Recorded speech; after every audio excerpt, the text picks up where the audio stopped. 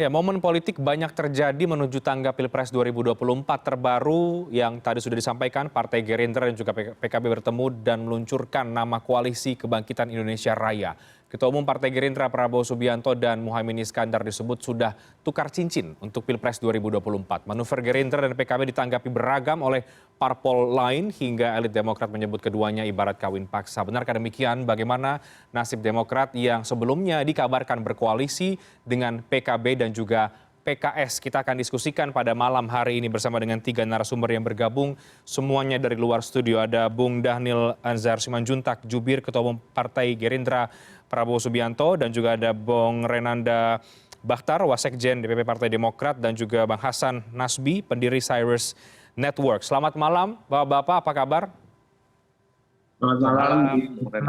Baik, saya akan langsung ke Bang Dhanil terlebih dahulu dari Partai Gerindra yang kemarin cukup membuat kejutan publik di tanah air, Bang Dhanil, karena pertemuan antara Pak Prabowo dan juga Pak Muhaimin ternyata membuahkan kesepakatan. Tapi kita belum mengetahui sebetulnya bentuk kesepakatan itu sejauh mana. Apa yang disepakati dari pertemuan antara dua ketua umum partai politik ini, Bang Dhanil?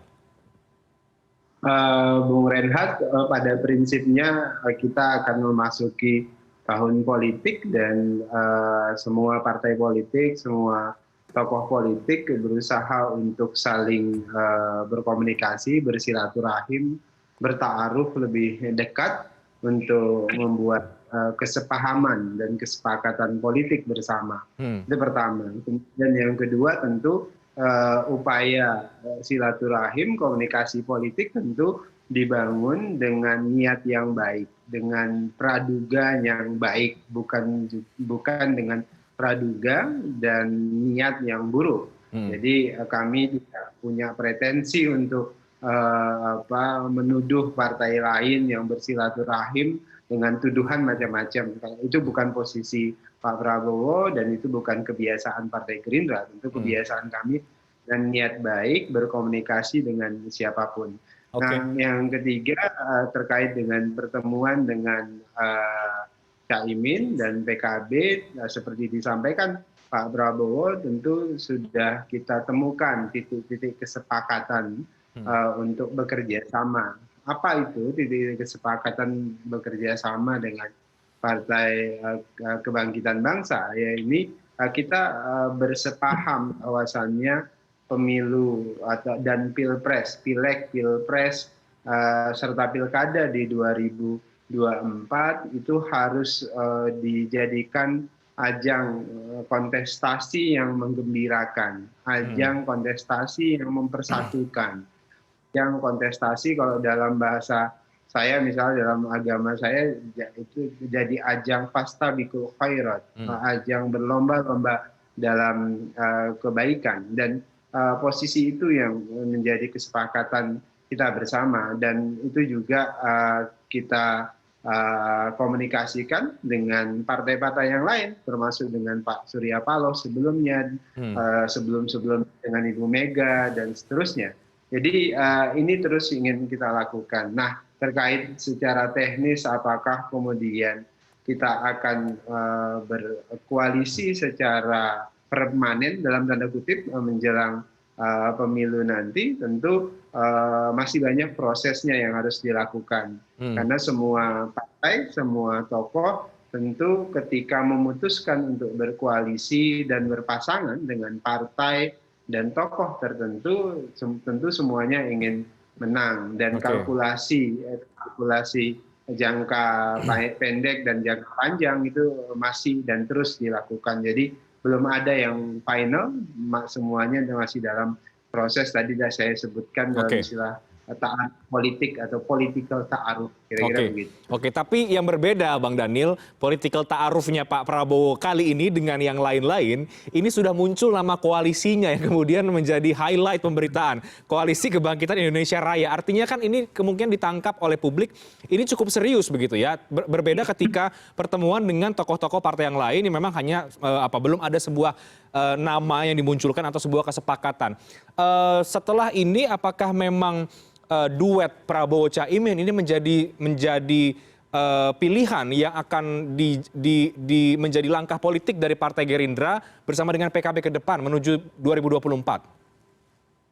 Pak Prabowo dan Partai Gerindra berkomunikasi dengan serius, bertaaruf dengan serius dengan semua tokoh dan dengan semua partai, dengan PDI Perjuangan, dengan PKB, dengan Nasdem, PKS, termasuk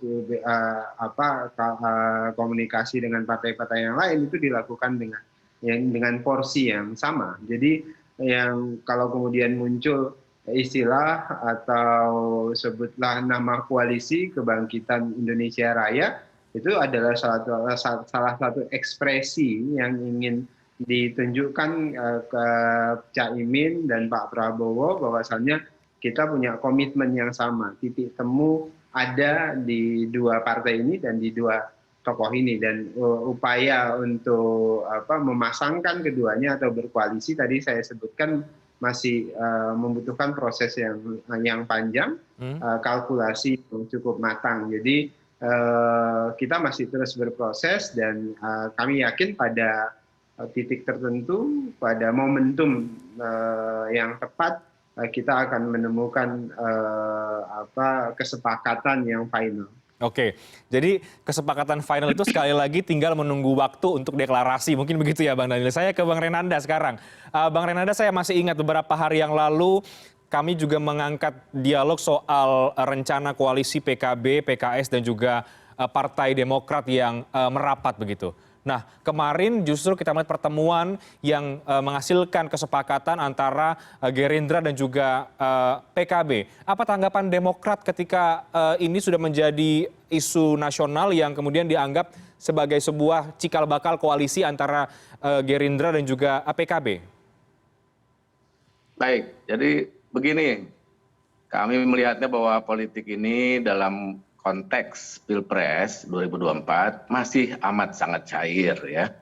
Dan jadi tentu kesepakatan yang kami sudah awali kemarin dengan PKB dan PKS itu juga prinsipnya adalah kita mengusung kesetaraan, kemudian juga saling menghargai, menghormati kedaulatan partai masing-masing, dan tentu kami juga sangat paham bahwa menuju 2024 ini kan masing-masing partai juga harus juga meningkatkan elektabilitas partai, sehingga tentu apa yang dilakukan oleh Caimin, PKB tentu sangat kami pahami juga, karena kita juga memahami bahwa ke depan bisa saja sebenarnya Caimin ini juga membujuk sebenarnya teman-teman di Gerindra untuk marilah kita sudah mengawali dengan Demokrat dan PKS, kenapa tidak Gerindra, partai-partai lain juga bukan tidak mungkin kita bisa bangun komunikasi yang baik, kita mencari juga tadi disebutkan Bung Daniel juga titik-titik kesepahaman. Tapi yang jelas bahwa kita masih mempelajari semua ya, dan saya rasa juga apa yang dilakukan oleh Gerindra tentu tidak salah juga. Jangan sampai juga nanti orang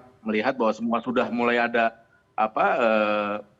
kutub-kutub masing-masing, poros masing-masing gitu ya. Kemudian Gerindra kan juga jangan sampai kelihatan tidak punya teman begitu. Jadi semua yang dilakukan menurut saya sah-sah saja. Ini masalah persepsi, kita juga paham.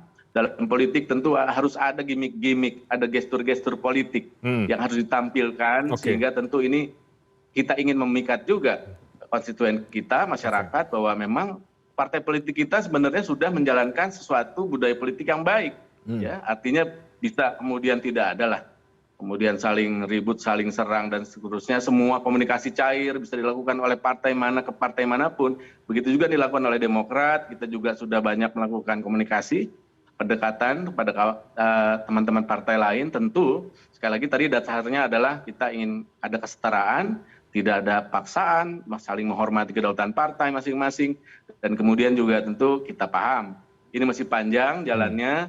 Tentu kita tidak bolehlah kemudian membatasi ruang gerak atau juga gimmick-gimmick politik, kemudian pendekatan-pendekatan juga yang dilakukan oleh PKB, PKS, dan mungkin partai-partai lain juga. Karena sangat mungkin juga kami dalam waktu dekat juga akan buka komunikasi dengan teman-teman di Gerindra, dengan Nasdem sudah ya, mungkin juga dengan PDIP, ini kan juga masalah waktu mungkin ya.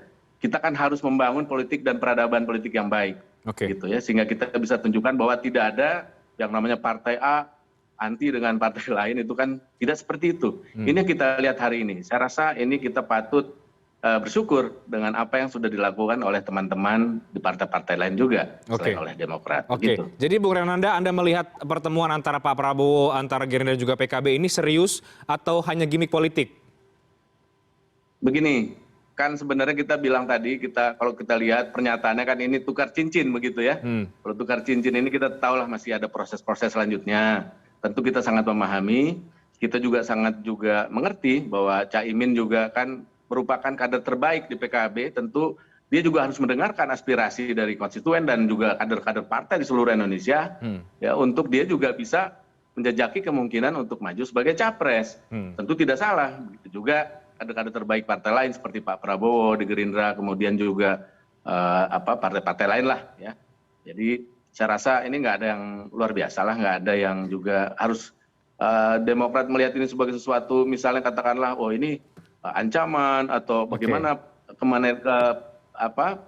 komunikasi yang kita bangun bertiga itu tidak ada masalah. Oke, baik, menarik. Saya ke Bang Hasan, pandangan Anda dari luar, Bang Hasan, sesuai dengan judulnya, setelah tukar cincin Prabowo dengan Caimin, dalam tanda kutip tukar cincinnya, apa impact-nya begitu? Apa impact-nya terhadap peta konstelasi politik? Apa impact-nya terhadap kedua partai antara PKB dan juga Gerindra atau partai-partai yang sebelumnya disebutkan sudah ada penjajakan koalisi dengan Demokrat, PKS dan juga PKB?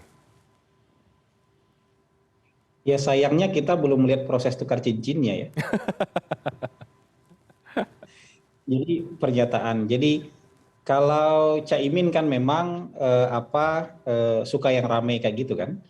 Jadi sebelum mengaku tukar cincin dengan Pak Prabowo juga bilang ada koalisi semut merah dengan PKS. Kemudian ada penjajakan juga dengan Partai Demokrat. Mungkin juga besok akan ada koalisi perjuangan untuk kebangkitan bangsa kalau ketemu dengan PDIP. Mungkin seperti itu. Ya, tapi selama memang belum ada perjanjian hitam di atas putih, memang partai-partai ini tentu akan menjajaki dulu mana calon pasangan koalisi yang terbaik bagi mereka. Tentu dengan berbagai pertimbangan. Tapi saya memang merasa kalau misalnya partai seperti PKB misalnya, mungkin akan lebih mudah bertemu dengan Gerindra karena diskusinya nggak panjang. Gitu. Dengan Gerindra kan tentu capresnya dari Gerindra, Pak Prabowo, dan capresnya Caimin. Iya, capresnya bisa mereka diskusikan, tapi leader koalisi juga Gerindra. Kalau ketemu dengan PDIP, kan nanti leader koalisinya pasti PDIP, capresnya dari PDIP. Tapi kalau misalnya bertemu dengan PKB, PKS, dengan Demokrat, itu pembicaranya lumayan panjang itu. Capresnya siapa, cawapresnya siapa, leader koalisinya siapa. Karena kursinya kan hampir sama besar. Ya kan, PKB 58, Demokrat 54, PKS 50 gitu. Jadi dari sisi partai mungkin PKB lebih besar.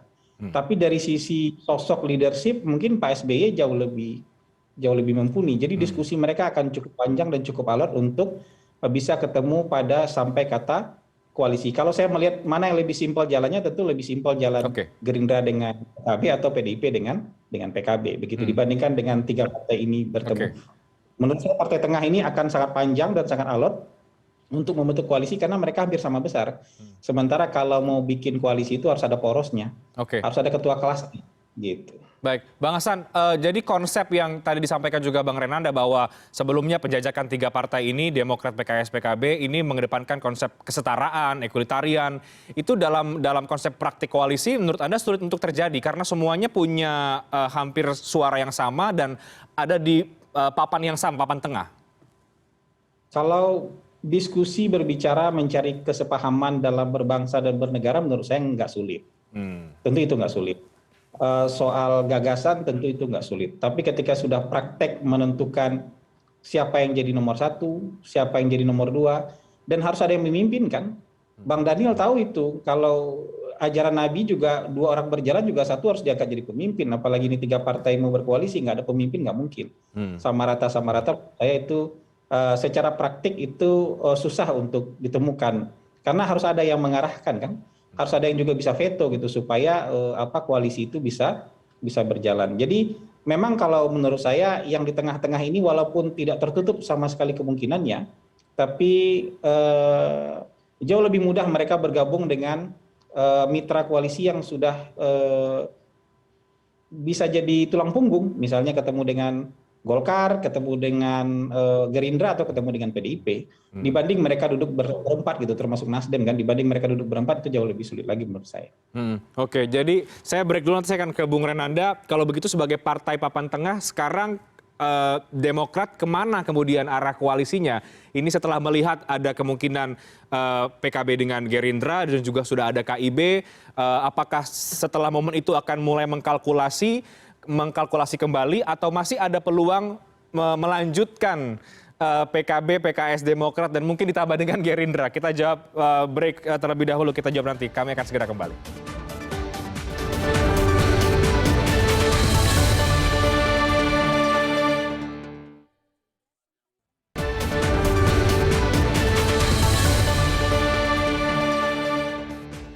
Baik, saya langsung ke Bang Renanda dari DPP Partai Demokrat. Jadi langsung saja Bang Renanda, bagaimana kemudian setelah ini arah koalisi Partai Demokrat? Apakah masih punya harapan melanjutkan dengan PKS dan juga PKB atau mencari rekan atau partner koalisi yang lain?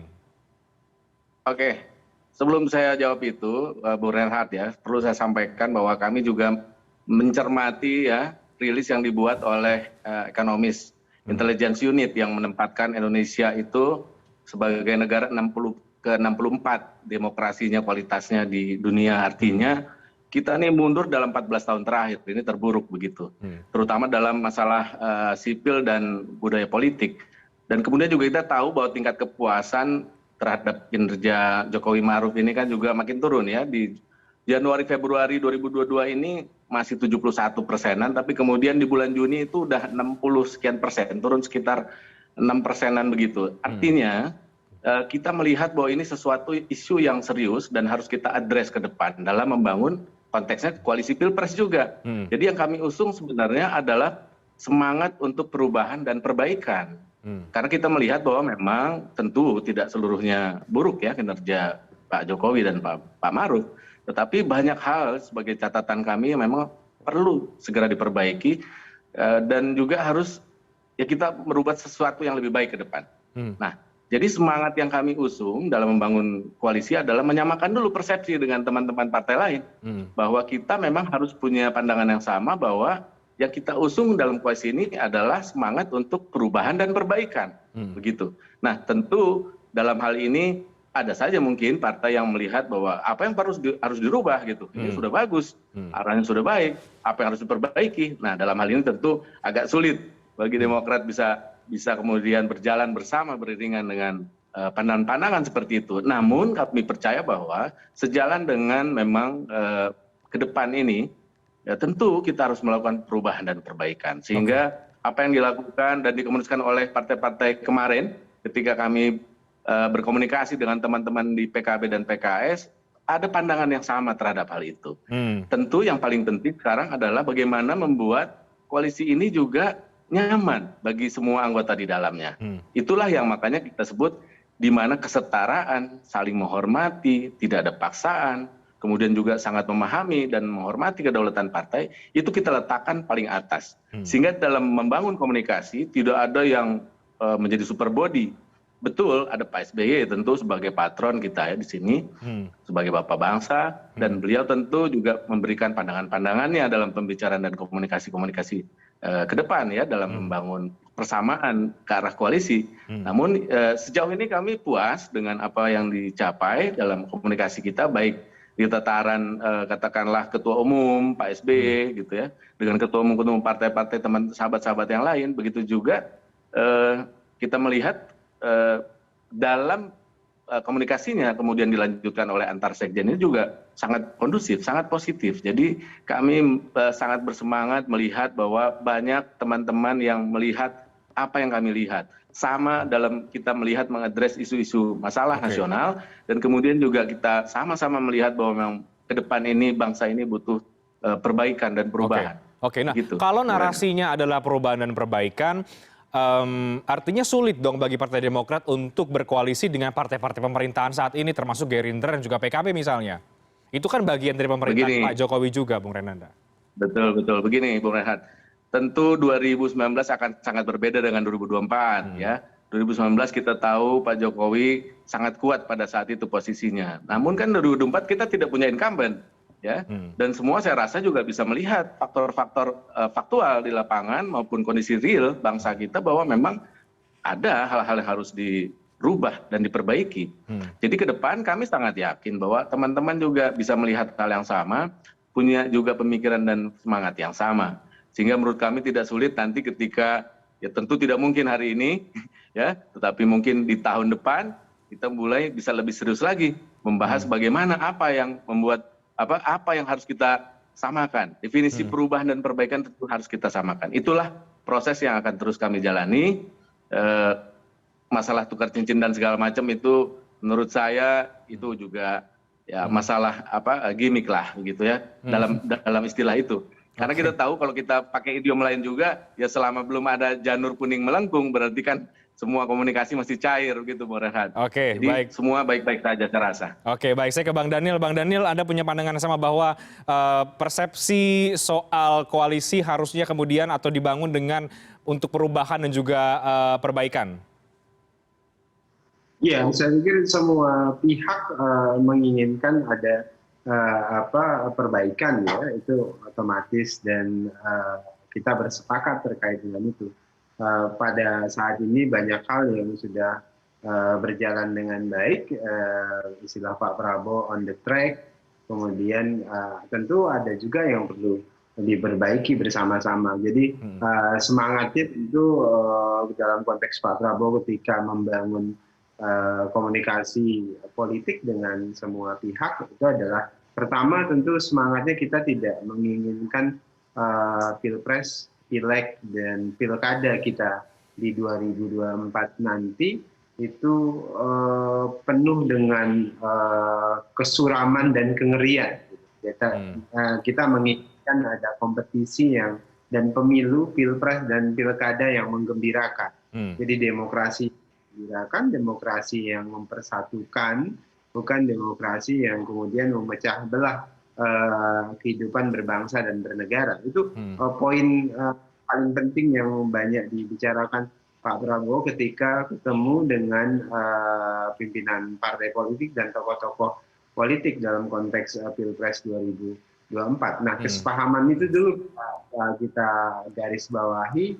Nah, baru kemudian kita bicara hal-hal yang teknis terkait dengan pemenangan pemilu dan sebagainya. Dan tentu Gerindra tadi saya sebutkan dan Pak Prabowo sangat terbuka dengan semua pihak, semua tokoh. Saya pikir kalau ada tokoh politik pada saat ini yang punya pengalaman panjang bekerja sama dengan banyak komponen, banyak partai politik dan banyak tokoh politik, salah satunya adalah Pak Prabowo. Dan tentu dalam sejarah, dalam track record Pak Prabowo dan Partai Gerindra itu mampu bekerja sama dengan semua pihak dari semua pandangan, dari semua latar belakang politik. Oke, mungkinkah kemudian koalisi ini nantinya juga mengajak Partai Demokrat, Bung Daniel?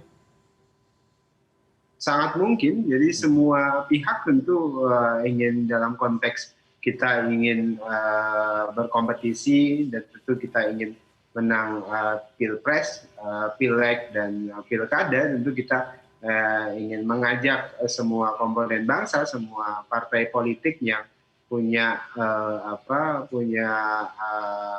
platform yang sama dalam konteks tadi yang poin pertama yang saya sebutkan. Jadi Demokrat, PKS, PDIP dan sebagainya, Pak Prabowo dan Partai Gerindra. Oke, saya ke Bang Hasan kalau begitu. Bang Hasan, apa yang Anda lihat sekali lagi dari pertemuan antara Pak Prabowo dengan Pak Muhaimin Iskandar? Selain Anda melihat bahwa ini memang peluangnya cukup besar ya, mungkin lebih mudah untuk jalan sebagai sebuah koalisi. Tapi ini cukup menarik karena belakangan juga kita melihat ada upaya dari Pak Prabowo Subianto untuk mendekat ke kelompok Nahdien misalnya. Apakah ini juga menjadi bagian inline dari upaya tersebut kalau dalam konteks penjajakan untuk 2024? Jadi seluruh partai di luar PDIP itu butuh teman untuk bisa mengusung capres. PDIP meskipun dia bisa mengusung sendiri, saya juga nggak yakin dia akan jalan sendiri. Karena kan konfigurasi masyarakat kita itu tetap saja pertimbangan politik itu kelompok nasionalis dan kelompok Islam itu menjadi variabel penting sampai hari ini. Makanya saya yakin itu Muhaimin itu sadar posisinya bahwa dia akan diperebutkan oleh PDIP dan Gerindra. Dan mungkin juga diperebutkan oleh yang lain karena posisi dia sebagai salah satu partai berbasis Islam yang ya kalau yang satu lagi kan P3 sudah diambil sama KIB, PAN sudah diambil sama KIB, tinggal kan di luar tinggal PKB dengan PKS.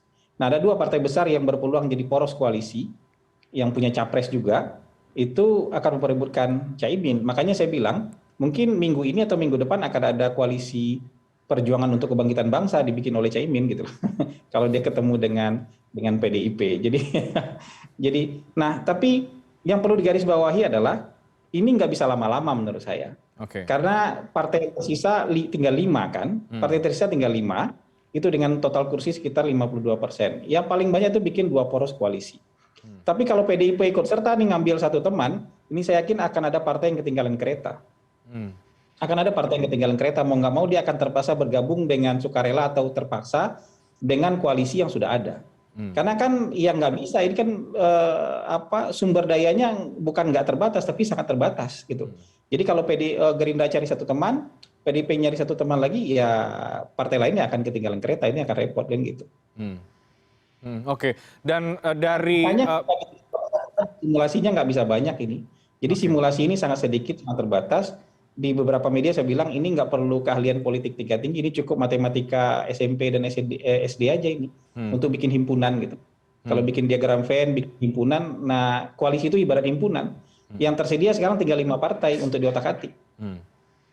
Dan kalau ada partai lain atau koalisi yang sudah tersedia ngambil partai lain, akan ada partai yang ketinggalan kereta. Jadi kalau hari ini berlama-lama bicara gagasan, konsep, saya khawatir nanti akan ketinggalan kereta. Jadi memang sudah harus menunjukkan kepada pembicara-pembicara yang lebih konkret.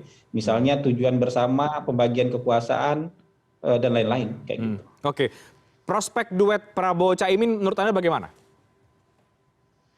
Ya itu salah satu prospek yang masuk akal. Karena itu kan gampang sekali bikin koalisinya. Gerindra dengan PKB sudah selesai dan pasti Prabowo capresnya, dan cawapresnya kalau Caimin mau jadi cawapres terbuka saja untuk itu kan. Itu sama kayak kita bicara Puan Imin misalnya, itu juga sangat terbuka gitu. Tapi kalau misalnya yang tadi partai tengah, PKB, PKS, Demokrat, itu diskusinya panjang sekali itu.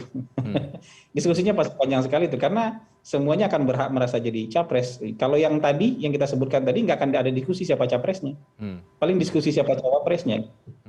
Oke, jadi prospeknya menurut Anda memang cukup jelas, tapi apakah itu kemudian bisa menghantarkan, katakanlah kalau misalnya Pak Prabowo maju kembali, ini dengan menggandeng Pak Muhaimin Iskandar, peluangnya lebih besar juga? Kendalanya sekarang, kendalanya di PKB aja. PKB-nya udah mau salaman apa? Kalau dari pidatonya Pak Prabowo udah bilang, Bismillah kita akan penuhi panggilan ini. Berarti Pak Prabowo udah confirm banget. Caimin yang masih muter-muter gitu. Karena dia tahu nilai jualnya harus ketemu satu partai lagi. Jadi dia bisa memutuskan kemana dia akhirnya harus berlabuh gitu. Bung Daniel ada tambahan dari Anda? Tanggapan?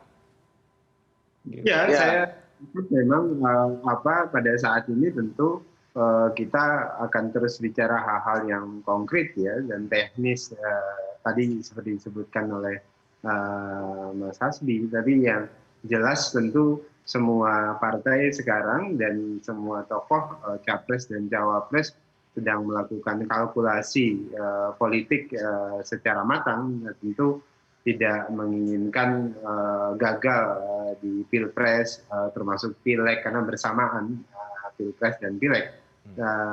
Seperti kita ketahui bersama, tentu Partai Gerindra dan Pak Prabowo ingin sukses di dua tarikan nafas gitu, menang di pileg, menang di pilpres, dan kalkulasinya tentu harus sangat matang, apalagi di 2024 ini adalah tadi disebutkan juga tidak ada incumbent dan pertarungan akan sangat terbuka.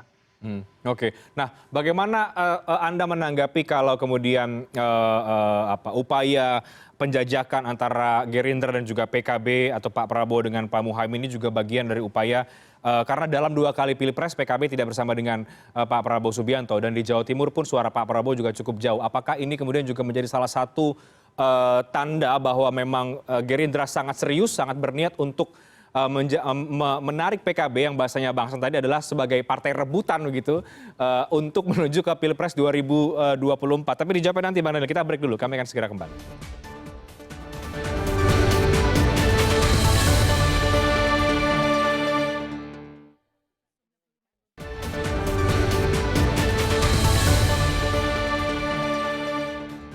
Baik, kita masuk ke segmen terakhir. Tadi sudah banyak yang kita bahas setelah tukar cincin Prabowo dengan Caimin.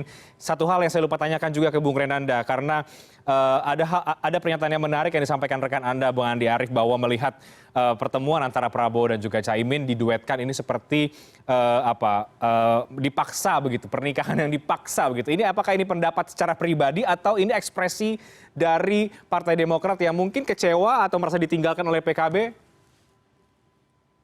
Ya, begini, sebelum saya jawab itu ya, Bung Reinhardt, penting nih harus saya sampaikan bahwa sampai saat ini Partai Demokrat ini sangat konsisten mengkritisi presidensial threshold 20%. Ini penting untuk kita sampaikan, karena ini tidak jelas formulanya dari mana, rumusnya dari mana 20% ini. Kenapa nggak 17,39 atau apalah, ini kan sebenarnya ini sudah benar-benar nggak jelas. Ditambah lagi, sebenarnya menggunakan data 5 tahun lalu untuk menghitung dinamika yang terjadi pada 2024 ini lebih nggak masuk akal lagi.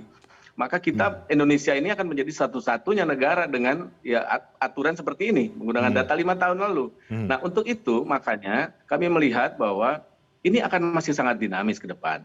Tidak ada koalisi mau dibangun untuk kalah, begitu kan?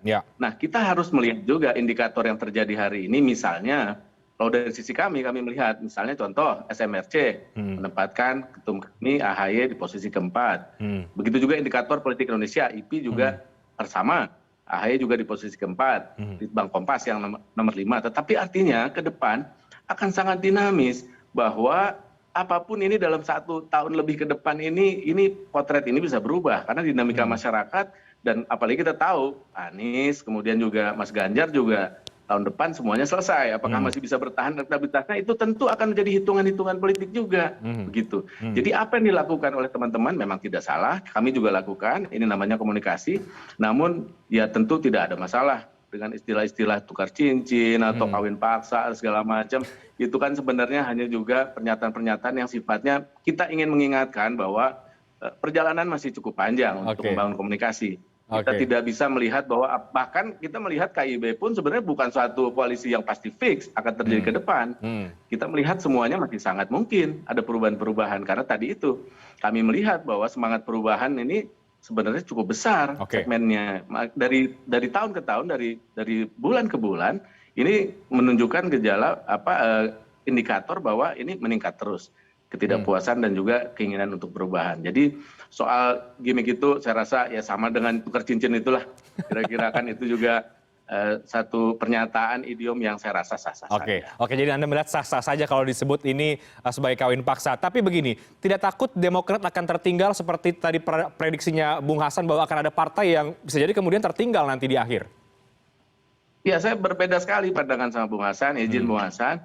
Saya tetap melihat bahwa KIB sekali lagi juga tidak fix gitu ya. Artinya kalau tinggal sisa sekian partai, tentu kita harus lihat dulu ke depan. Saya masih sangat yakin, kami sangat yakin masih akan sangat cair, masih akan sangat dinamis, komunikasi akan terus berkembang. Kemudian juga kita harus menghitung nanti momentum-momentum ke depan, terutama dalam situasi kita yang memang masih juga belum baik ya situasinya. Tentu banyak sekali hal-hal yang menjadi tidak bisa ada faktor tunggal di sini, bahwa sudah fix di sana, sudah fix di sini. Jadi kita melihat sekali lagi, marilah kita masih banyak waktu untuk menyamakan persepsi pandangan.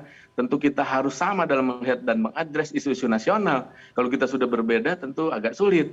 Tapi saya yakin tadi Bung Daniel juga bilang, pastilah ada titik-titik yang kita melihatnya sama dalam ke depan ini. Sehingga sekali lagi kalau saya melihat apa yang terjadi sekarang ini masih dinamika di awal-awal. Tahun depan saya sangat yakin ini akan bisa sangat, konfigurasinya bisa sangat berubah. Gitu. Tapi saya rasa kembali semangatnya tentu akan ada yang tetap berpandangan bahwa apa yang sudah dilakukan oleh pemerintahan hari ini adalah sudah baik, lanjutkan. Nah, tetapi posisi kami di sini dan juga akan mencari kawan-kawan yang sama dengan pemikiran kami bahwa ke depan ini sangat butuh kita namanya perubahan dan perbaikan. Oke, itu mungkin. baik. Nanti soal konfigurasi perubahan akan dianalisis oleh Bung Hasan. Terakhir, saya ke Bang Daniel dulu. Bang Daniel, bagaimana diingatkan oleh Bung Renanda bahwa masih sangat dinamis. Jadi idiom kawin paksa ya sah-sah saja. Ya, memang politik sangat dinamis 1 tahun ke depan, itu pasti ya, sangat dinamis. Tapi tentu seperti tadi saya sebutkan di awal dalam silaturahim, konsepsi dasarnya itu harus berbaik sangka.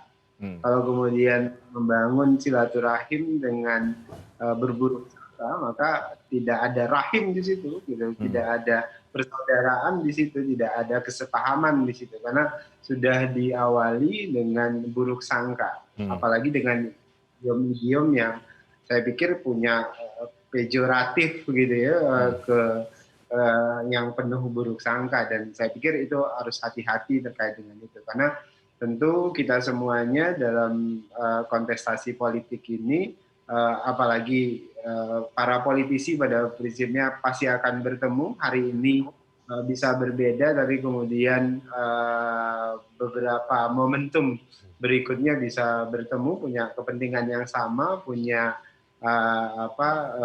tujuan yang sama dan sebagainya. Oleh sebab itu pada posisi kami, Partai Gerindra, Pak Prabowo berusaha semaksimal mungkin untuk menjaga silaturahim yang penuh baik sangka tadi.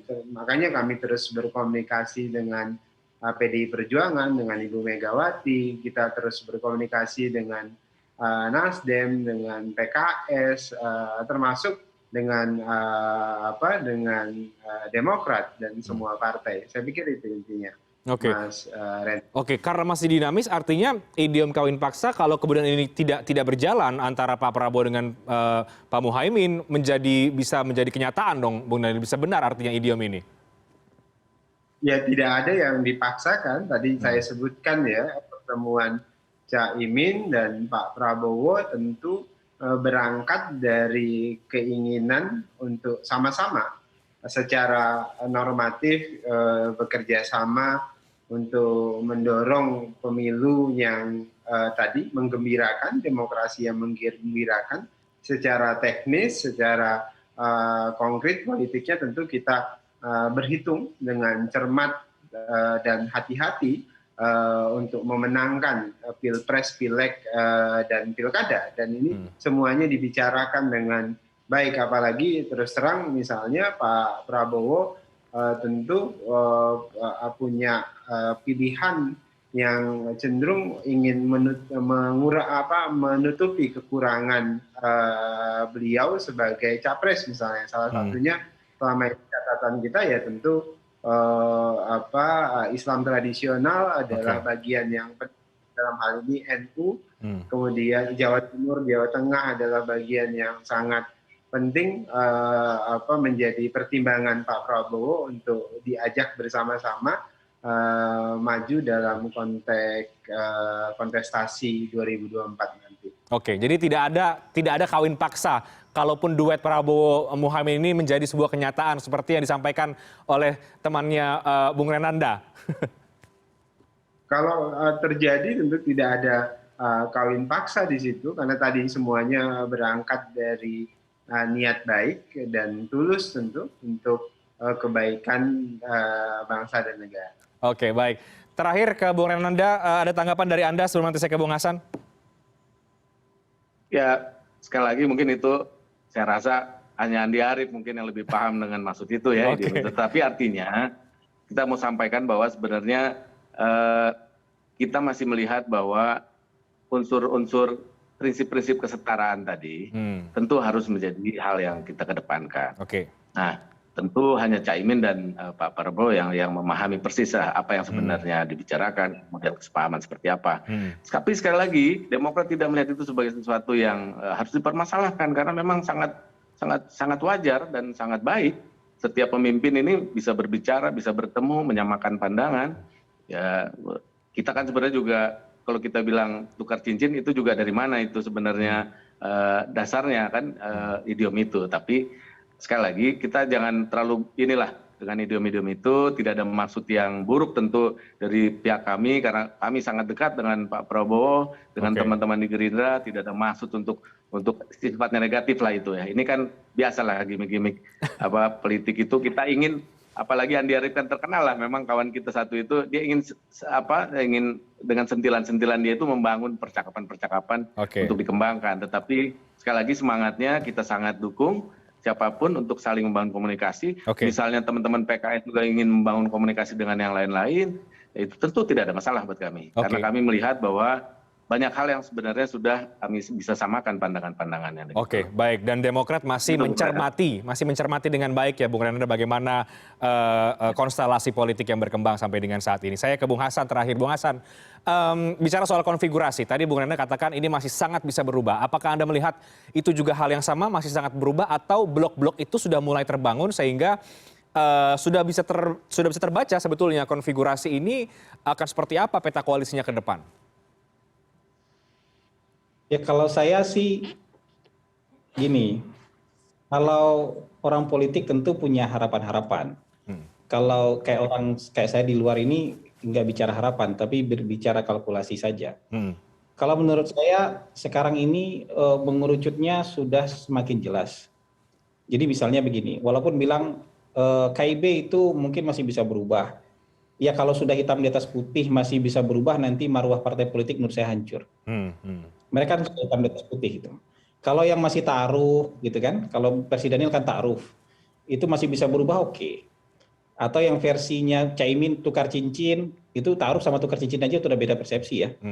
Tukar cincin itu masih bisa berubah, oke. Kalau atau versi Partai Demokrat sudah kawin paksa, ya kawin paksa sudah mau dipaksa atau enggak kan kawin sudah nggak bisa berubah. Tapi kalau sudah hitam di atas putih, menurut saya kita harus berbaik sangka juga bahwa itu akan berjalan seperti kesepakatan mereka. Nah, pilihan-pilihan mengerucut ini kan sebenarnya sudah kelihatan sekali bahwa misalnya Nasdem ingin jadi poros koalisi di antara partai menengah.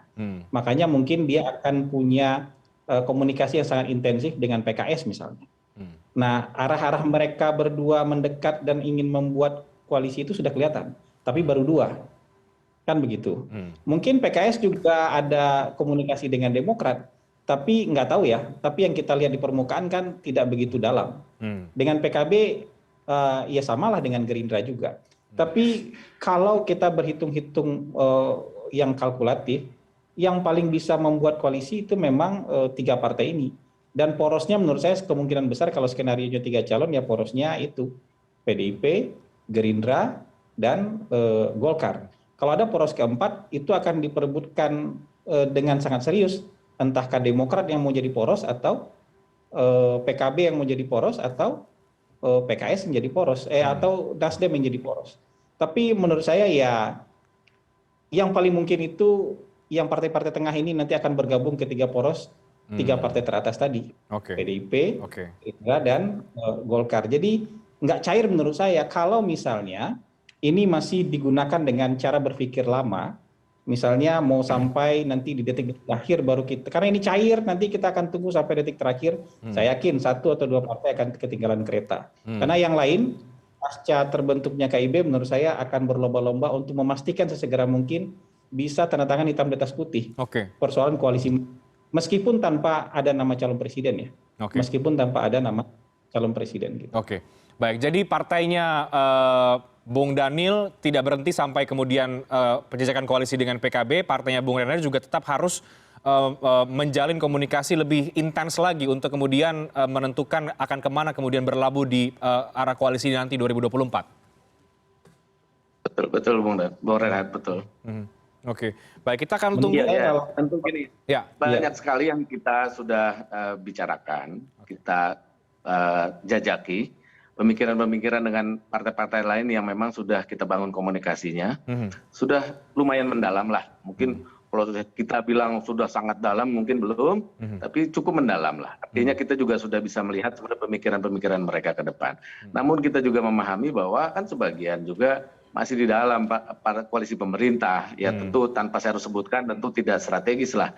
Kalau jauh-jauh hari sudah katakanlah punya pemikiran-pemikiran yang agak berbeda. Oke. Tentu tidak mudah buat teman-teman itu. Jadi sekali lagi kita melihat mencermati beberapa instrumen yang harus kita perhatikan ke depan. Faktor-faktornya itu tidak tunggal, tapi tetap kita semua meyakini pasti semua poros manapun yang akan dibentuk itu pasti ingin punya daya kompetitif yang tinggi. Harus menang, bukan hanya soal dapat tiket. Kalau dapat tiket tapi kemudian pasti kalah, kita sudah pasti nih tiket tapi kalah tapi nggak apa-apa lah. Yang penting kita masuk dulu. Saya rasa kita harus tinggalkan itu karena banyak sekali pembelajaran yang teman-teman partai politik dapat dari dulu gitu ya, bahwa mendapatkan tiket bukan segalanya lagi hari ini. Tapi bagaimana kita mendapatkan tiket dan punya peluang untuk menang. Setidaknya tentu ya 50-50 lah minimal. Nah untuk itu ya tentu kita mencermati banyak hal yang belum bisa terjawab dan belum bisa kita pastikan sekarang. Itu kenapa menurut saya tidak mungkin lah dalam tahun ini sudah ada koalisi yang fix begitu. Ini perkiraan saya ya. Oke, baik. Apakah ini sudah mengerucut atau masih cair? Mari kita akan lihat tangga-tangga berikutnya menuju ke Pilpres 2024 karena selalu ada momen yang baru belakangan ini berkaitan dengan manuver para elit politik. Apakah kemudian penjodohan Prabowo Caimin ini berlanjut atau kemudian nanti bisa berubah lagi? Mari kita akan tunggu lagi apa kemudian dinamika yang akan berlangsung ke depan. Terima kasih banyak Bang Daniel, Bang Renanda, terima kasih banyak dan juga terima kasih Bang Hasan Nasbi sudah bergabung bersama kami pada malam hari. Selamat malam, sehat selalu. Malam. Malam, Bang Daniel. Malam.